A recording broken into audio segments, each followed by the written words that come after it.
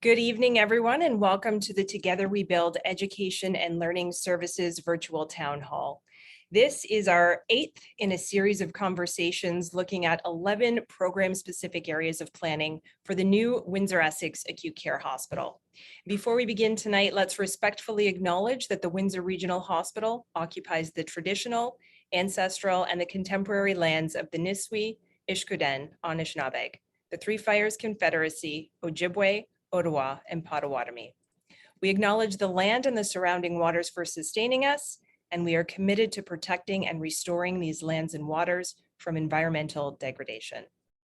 So on behalf of the project management team overseeing stage 2 planning for the new hospital, we are pleased to welcome everyone again tonight joining us via Zoom webinar. I'm Allison Johnson, Manager of Communications and Community Engagement for the project, and your moderator for this conversation. Tonight, you'll have the opportunity to meet some members of the user group designing education and learning spaces in the new hospital. You'll learn about the work that they're doing, and you'll also have an opportunity to ask questions. To ask a question, click the Q&A button at the bottom of your screen and type in your question. We'll do our best to answer as many questions as possible tonight. And at the end of tonight's presentation, we also invite you to visit our website where you have the opportunity to ask further questions. Please note the focus of this town hall is stage 2 planning for education and learning services. And this includes items related to physical structure, to layout, where these spaces need to be located within the hospital relative to other programs and services, design features, and technologies. And to maintain the flow and focus of this conversation, please ensure that your questions are related to this topic. Following tonight's conversation, again, I mentioned the website, that is togetherwebuild.wrh.on.ca. You can ask further questions, take our surveys, and also share your ideas of what you would like to see in the new hospital. So now I want to introduce you to tonight's panel guests. Please welcome Dr. Wasim Saad. He is Chief of Staff and Vice President of Medical Affairs. Dr. Larry Jacobs, Associate Dean of the Schulich School of Medicine and Dentistry, Windsor Campus. Dr. Carolyn Ham, an oncologist at the Windsor Regional Cancer Center and an associate professor. Linda Morrow is the Director of Learning and Workplace Development. Kieran McDonald is a consultant with Agnew Peckham Healthcare Planning, and he's been working closely with this group on stage 2 planning. Dr. Andrew Petrakis is Director of Clinical Services Planning. And Paul Landry is Project Director for the new Windsor-Essex Acute Care Hospital project. Thanks everyone for joining us tonight. So a lot of exciting work is happening now. It's been a busy year. All of those 38 planning user groups have had a couple of meetings. Dr. Andrew Petrakis has been at most, if not all of those meetings throughout the year. And I want to talk tonight about this space that we're planning for education and learning. How important is that in the hospital, and how does it fit into the bigger picture of planning? Thanks, Allison. Good evening, everyone. I thought I'd just approach this a little bit differently and spend a few minutes talking about something slightly off topic, but the history of medical education in Windsor and the exponential growth of learners over the past several decades. I think I'll leave the particulars to Kieran. When we come to his presentation, he'll have that fairly well outlined, but I think just to give an outline of what we've been through. History of medical education dates back decades, back to the late 60s, early 70s, when obstetrics and gynecology sponsored obstetrical residents from Western to come down and do several month rotation. These were sponsored by doctors Robson, Fry, and Warwick. I'm sure all of you who remember those physicians may have even been delivered by him or had children delivered by them. It was very exciting to have residents at that time. As well, as the program expanded a little bit, medical students from Western came down to do 2-week rotations. And I was one of those medical students back in 1977 who did a 2-week rotation on the obstetrical unit at Metropolitan Hospital. SWOMEN came about in 2003, 2004, the Southwestern Ontario Medical Education Network in association with Western, at which time we had 9 medical students, third-year medical students come down and participate in clinical activities at Hotel du Grace Hospital and Metropolitan Hospital. As well, the program expanded once again when the Windsor program was developed in conjunction with Schulich Medicine. Our medical school was opened, and there were 24 full-time medical students in first-year medicine that started at that time. Since then, both the medical school has expanded. We are now at 38 students per class, and the plans are for 50 medical students to be increased to. As well, we now host independent college certified programs for residency in family medicine and psychiatry, and there's further expansion planned. As well, we host a variety of residents in both medicine and surgical programs. Just to put an emphasis on how important this is, we've had a variety quite a number of family practice residents establish practice within Essex County, which is very important not only for our medical school, but also for recruitment and the reputation that's been developed by the medical school. As well, personally, I've had two of my surgical residents become staff members at the Windsor Regional Hospital Met Campus as general surgeons. As well, one of my students has become chief of medicine for Windsor Regional Hospital. So it all comes around. It's extremely important that we continue to support our learners, and not only our medical students and our residents, but also our nursing students and our allied health personnel. They contribute greatly to our hospitals, and we really need them to stay in the community in terms of recruitment and hopefully participate in medical education themselves. I think I'll turn it back over to Allison now. Thanks. Thanks, Dr. Petrakis.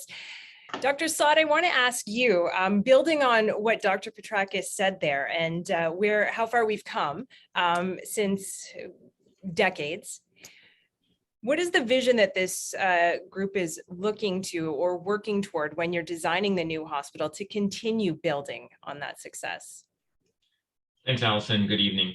It's exactly what Dr. Petrakis was saying from the small beginnings, where you have you start with a vision of improving medical education and trying to attract the best talent to your area, and then it sort of builds and grows from there to now having medical students do their entire training in Windsor, and then looking forward. And again, Andrew mentioned it's not just about medical students and residents. We have nursing students, we have allied health students. We have people who are not necessarily students and our employees who come into our organization and need that onboarding and need that education to learn how to get to where they need to get to in their jobs and their position. So one of the key things that we want and are looking forward to in the new build, obviously, is to create an environment and working spaces that's going to be welcoming and all-encompassing. We know from research and studies that the environment that you're in can have a great impact on how well you learn and how well you retain information. I can tell you I was here at the inception of the clinical teaching unit. It was one of the first year I was here back in 2005, 2006. And it was small. It was the unit was 7 West at the Olette campus.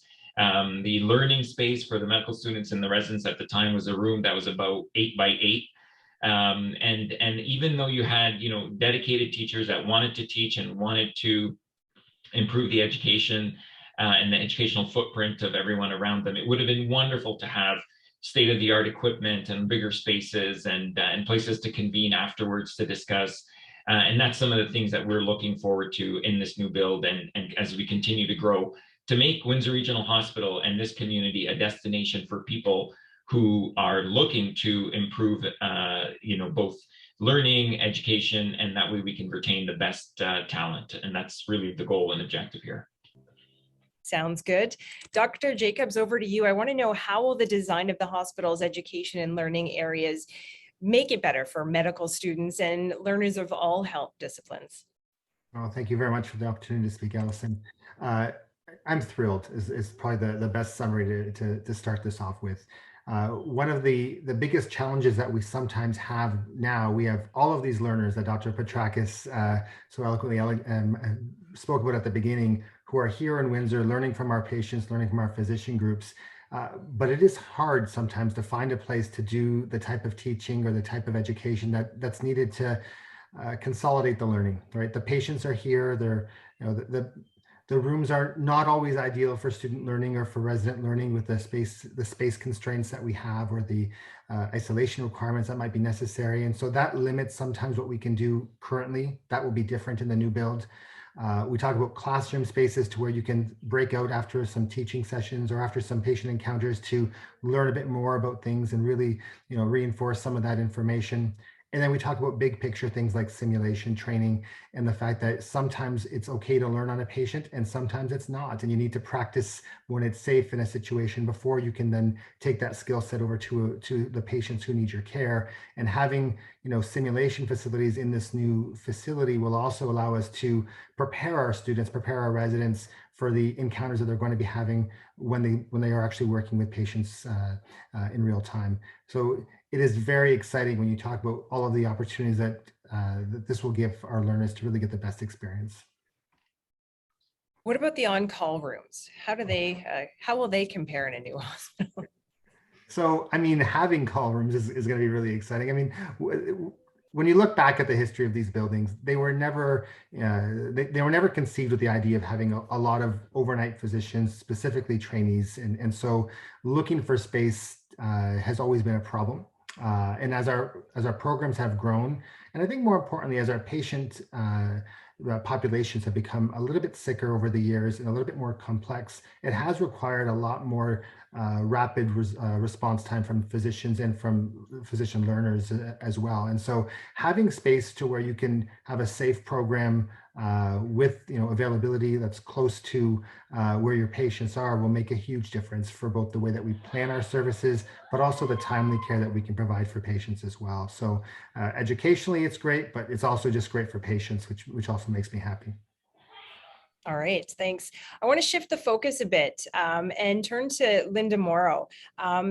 We have a lot of students and learners in the hospital, but we also have a large staff, and we're always looking for space and learning opportunities. So how will the items that you're working on benefit the staff, the existing staff here? Thanks, Allison. Absolutely. This is so exciting because when you think about learners, and Dr. Saad mentioned it as well, it's not only the medical students and the student nurses and those that are working through their education, but it's also, we're all learners. And we all need to be learners, including our staff, because we need to be able to do this in order to provide the outstanding care that our community deserves. And when we think about education, really the education that we're going to provide our staff should be something that is relevant and as closely reflects or simulates the responsibilities that they're going to have on the units and responsibilities to their patients. So a lot of the improvements and a lot of the things that we're going to be doing in the new hospital is going to closely align to that and give them a very robust learning opportunity so that they're able to transfer those skills to it. And so right now we struggle with, and Dr. Jacobs mentioned it, we share rooms. So we're training in rooms that we're sharing for other meeting space, and we set up training and we bring in equipment, and then at the end of the day it's like, oh, somebody else needs this room, we're going to have to drag out the equipment, we're going to have to drag out and undo everything we just did. So dedicated training space will be huge to be able to say, no, we can create this so that our staff and all our learners can be able to come into something that is equipped to provide them the best educational experience. We've got equipment and software that we need to be able to provide them in terms of being able to adapt to the continuous improvement. We know that online learning and computer-based learning is here to stay. We're doing it right now. And so to be able to have computers and to be able to have computer training labs and the like, so that they're able to do their online learning in a place where they're not running around going, can anybody spare a computer? Can we find some place where we can sit this person down? And as well, when we think about, for many of our staff, probably 70% of the learning that you do or the training that you do is on the job. And so once again, to be able to quickly go to areas of training where it'll be adjacent to where staff are working on units, or pre and post conference rooms, as Dr. Jacobs was mentioning, on units, so that we can do that just-in-time training at a time when it's really relevant for them. And also, it doesn't require staff to have to be off the units for a significant period of time, because that is a barrier and an obstacle when they're also trying to make sure that they take care of patients.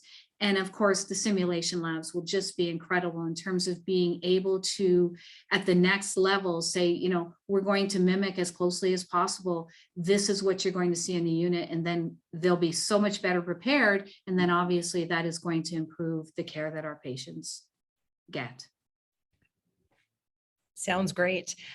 Before I move on, I do just want to remind everyone, if you have questions throughout tonight's conversation, please click on the Q&A button at the bottom of your screen and post them there, and we will get to those at the end of our conversation today.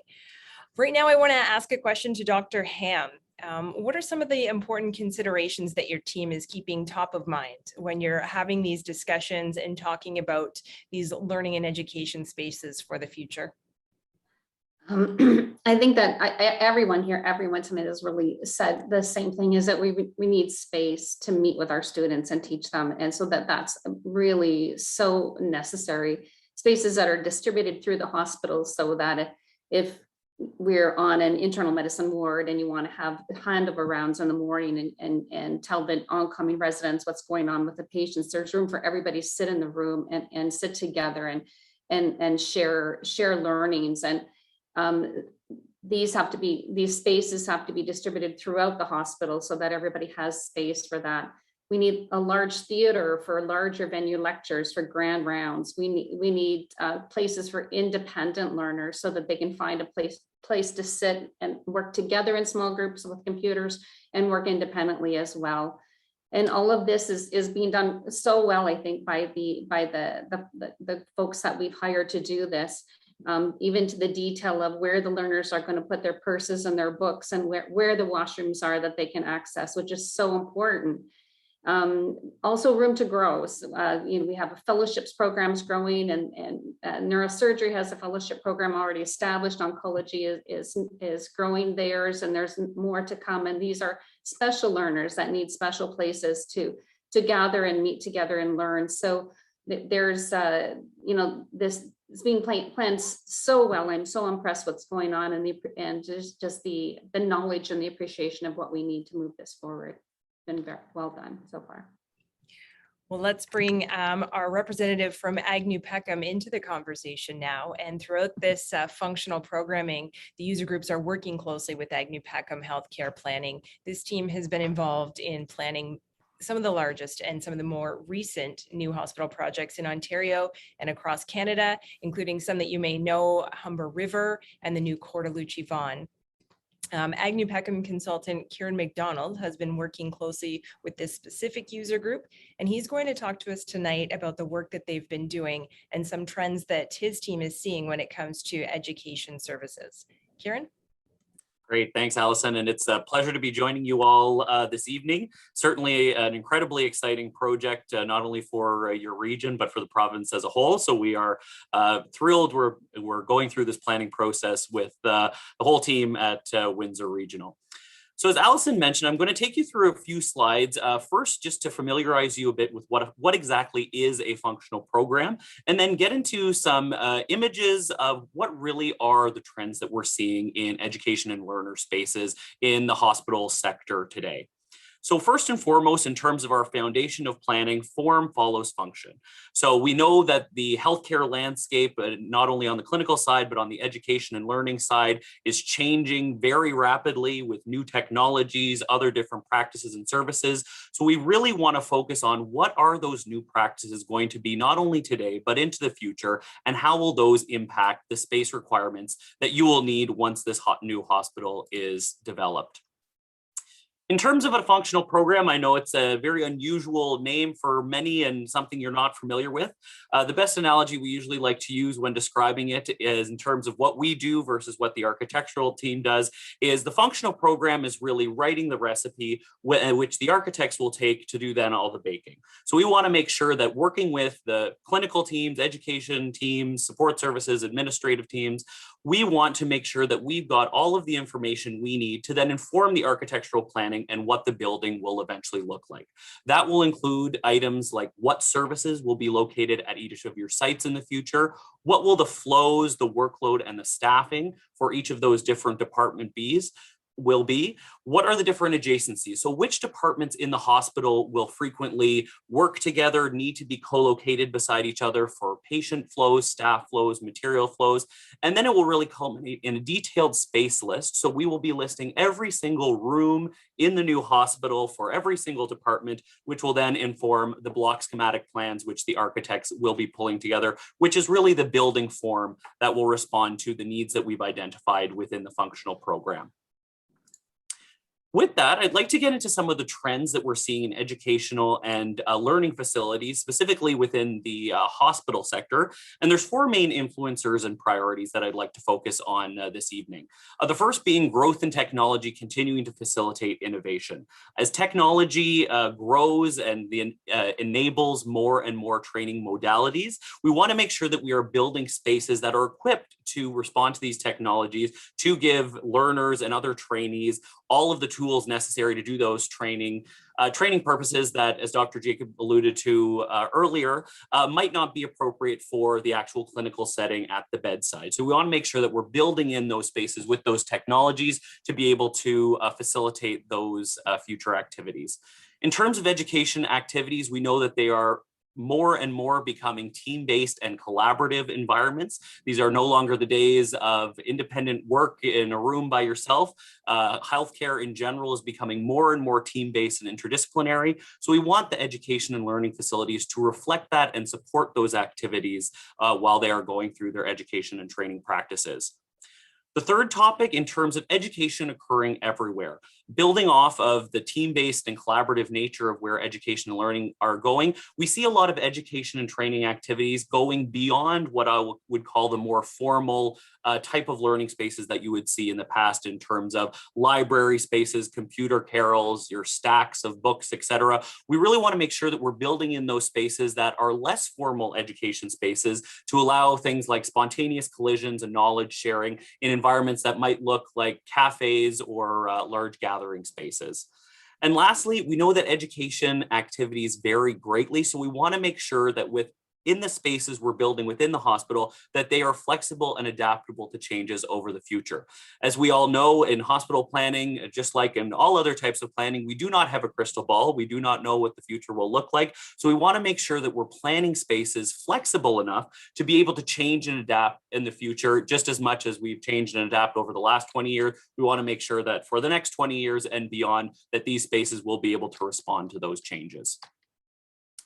In terms of some images, just to show you some visual representations of what some of these spaces look like. First, in terms of those technology-enabled spaces, these are some examples of those more high-fidelity simulation environments that we're seeing more and more being integrated within healthcare learning environments. So these are really the high-tech spaces where you have your different simulations going on for those clinical skills that you want to be training outside of the actual clinical environment.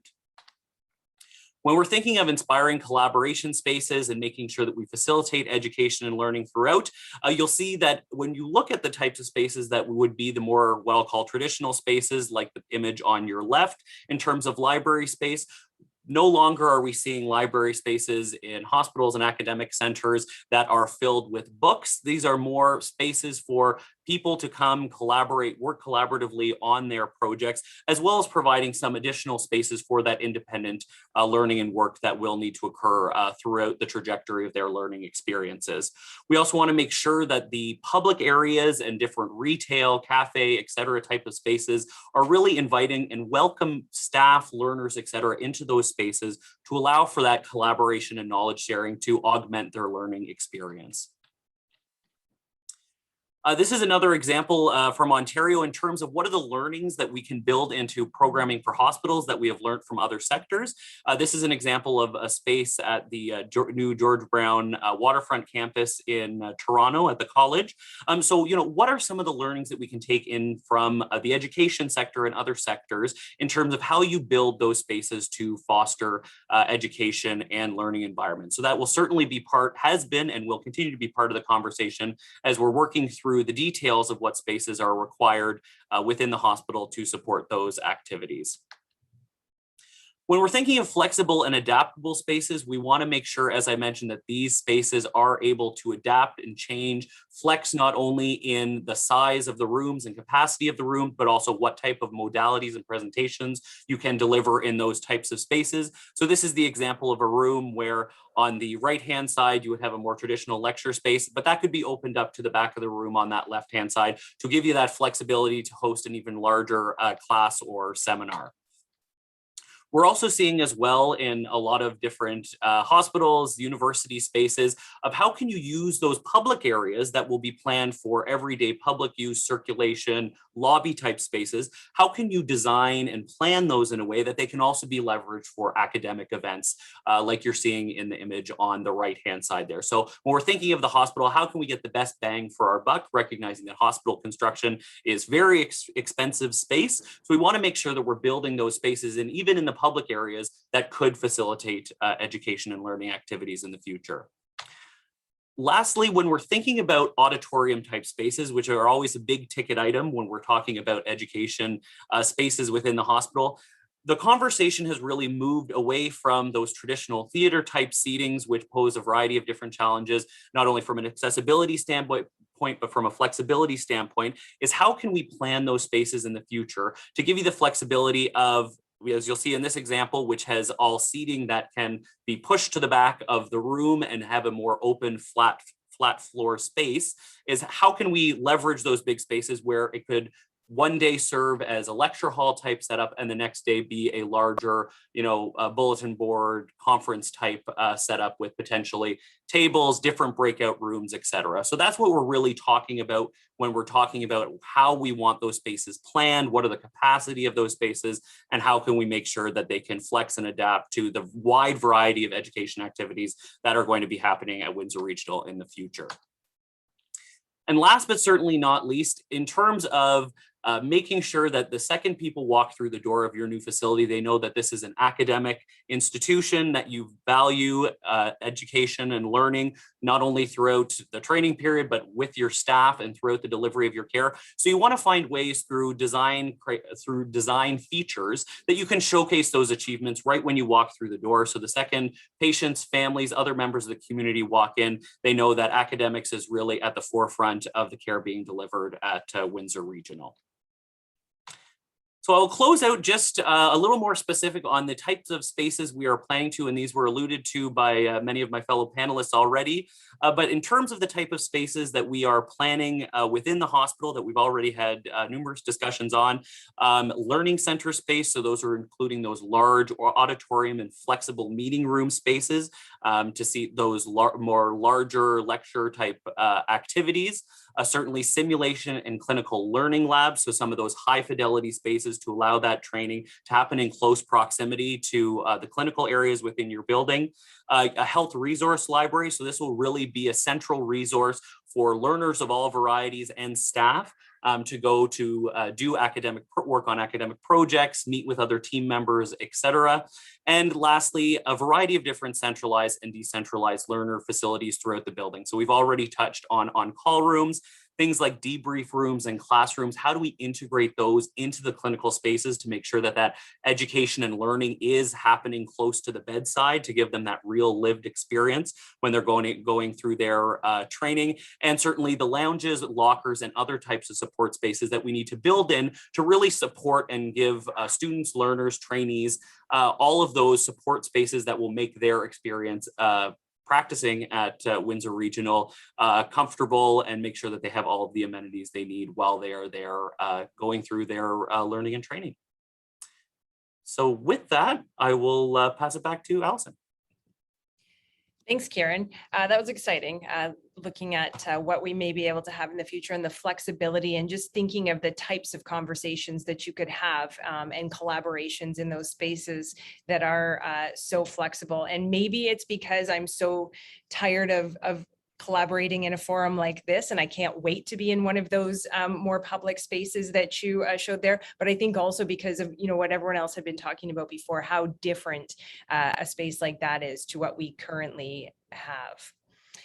So throughout the Together We Build series, we are asking everyone to share their thoughts on what they would like to see in the new hospital. And right now, we're going to hear from some individuals who have a very good idea of what students and residents and learners would like to see in the new hospital to support a positive learning experience, starting with a student nurse who was at the hospital today.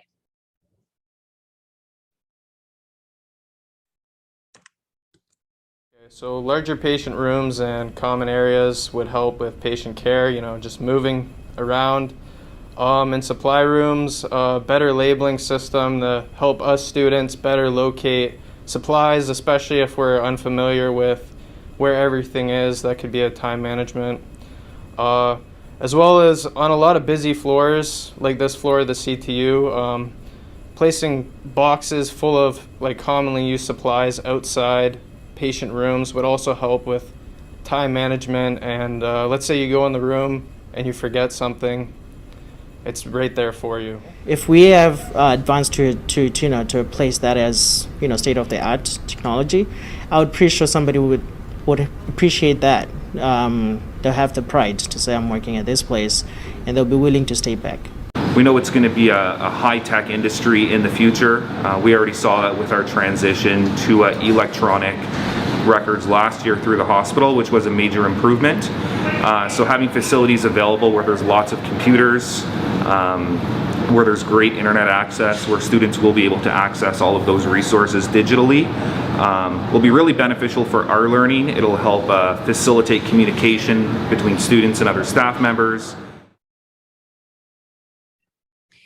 And I did just some quick research today and found out that in a given year, we have about 650 nursing students in our facilities, 25 clinical non-nursing students, about 100 first and second year students doing observerships, medical students, and then another 70 third and fourth year students. 300 residents on rotation, 12 full-time residents, and before COVID, there would be another about 100 residents, visiting residents. So that's a lot of students and a lot of space that we have to program. And Dr. Saad, a question for you. How will the work that we're doing here, because you talk so much about how this will help with recruitment and retention, how will all of this, what is the tie-in for that? Well, you know, it's interesting because the nursing student just mentioned it in the video, how you go to an institution, you like the environment, and it's very welcoming when it comes to learning and education, and you want to stay there, or you want to come back and practice there. That speaks volumes, and that applies across the board.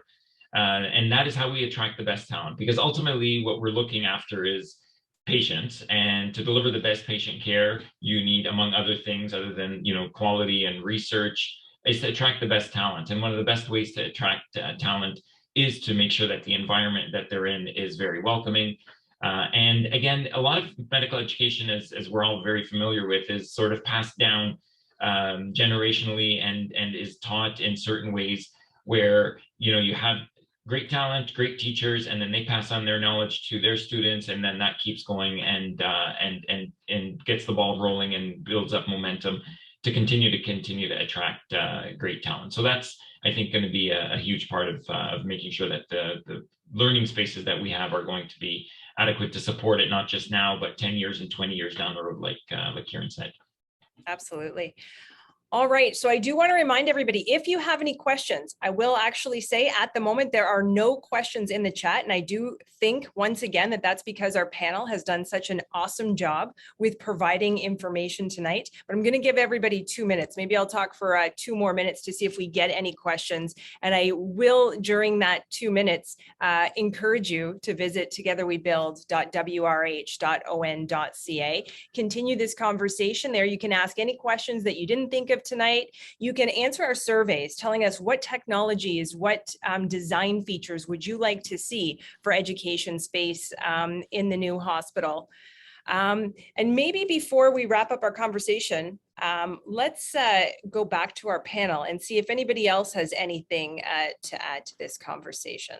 Allison, if I could just add something, what Dr. Saad was saying about attracting, good students and the like. Same goes for our staff. I mean, we really take great pride in the onboarding of our new staff and the orientation. I mean, we've had close to probably in the last year and a little bit 1,200 staff that have come through the door.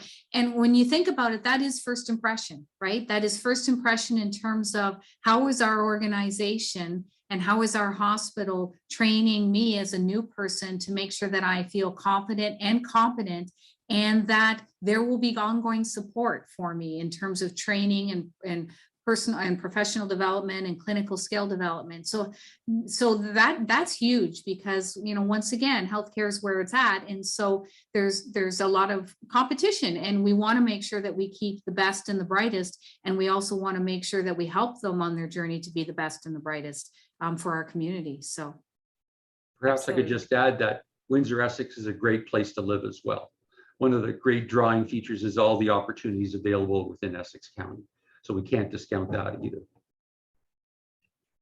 Absolutely. I remember actually a conversation that I had when I first started here early on. I was interviewing a student resident who had some specialty skills and he was visiting here. He was here over the holidays, and he was saying, when you graduate and you've done all this and you're ready to go start your career, you want a facility that matches your skills. And at the time, this wasn't it for him.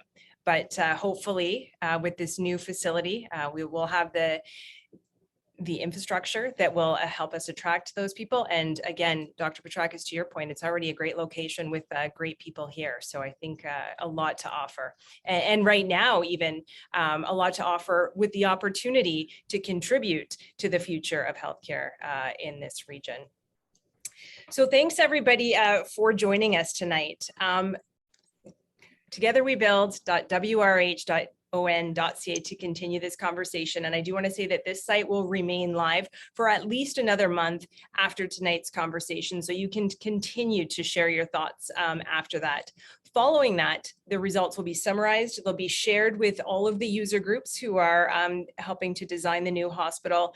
And your input really will help guide decision-making throughout the process. So please take the time to visit and to share your thoughts. And later on this year, probably in the mid-fall, we're going to do this all again. So you'll have a chance to see how the planning in this area has progressed, how the input was used in the planning.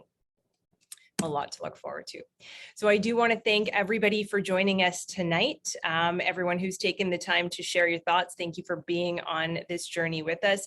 We're back again next week. We have 3 final town halls to bring you. Next week, we're going to take a look at diagnostic imaging, cardiac catheterization lab, and public spaces. Thank you to our panelists for joining us tonight and for your time. This was a great conversation. Thank you for all the work that you're doing in the user groups, but also in the hospital and in the community. And for our final word for tonight, let's go back to Dr. Saad to close us out. Well, Allison, you hypothesized that there were no questions because the panelists did such a great job of answering them before anyone could even ask them. And I think that's true. I'm going to put forward another hypothesis, which is that building the space for learners and creating an environment that's going to attract the best talent is a no-brainer. There is absolutely nothing contentious or controversial about this. I think everybody can be on board with this, and there's no question that it's a critical and key part to attracting the best talent so that we can continue to look after our patients and deliver the best care and the most outstanding care. Great. great words to close on tonight. Thank you so much, everyone. Thanks everyone for joining us. Good night. Night.